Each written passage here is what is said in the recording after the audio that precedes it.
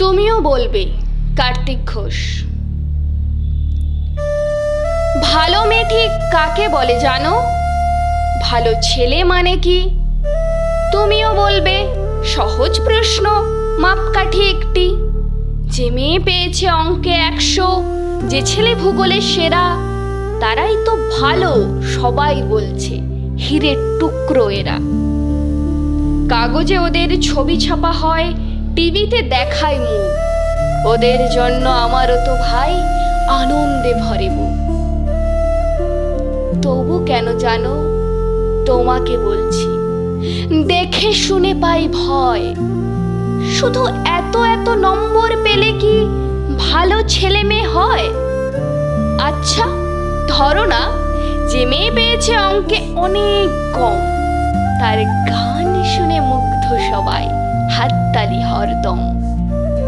ওই যে ছেলেটা পাশ করে গেছে এবারেও টেনে টুনে, বলতে কি ভাই আমরা অবাক ওর আবৃত্তি শুনে। নাটকে ওর নেশা আছে খুব, পরের বিপদে ছোটে।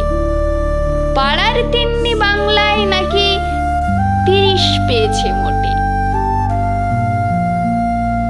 কিন্তু মেয়েটা খেলাধুলোতে 10 খানা গায়ে নামি। সত্যি বলো তো, তুমিও বলবে ওরা নয় কেউ দামি। চাই যে অনেক ইঞ্জিনিয়ার, চাই আরো ডাক্তার, পাশাপাশি চাই শিল্পী, খেলুড়ে, স্নেহময়ী সিস্টার।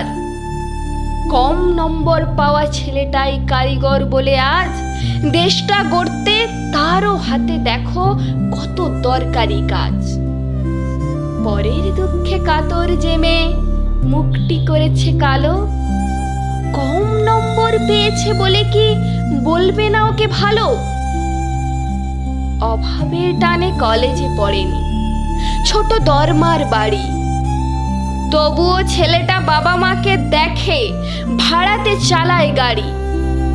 তাই বলছি কি শুধু নম্বরে হয় নাকি মাপকাঠি? ভালো ছেলে মেয়ে বলতে কি ভাই মানুষ চাইছি খাঁটি।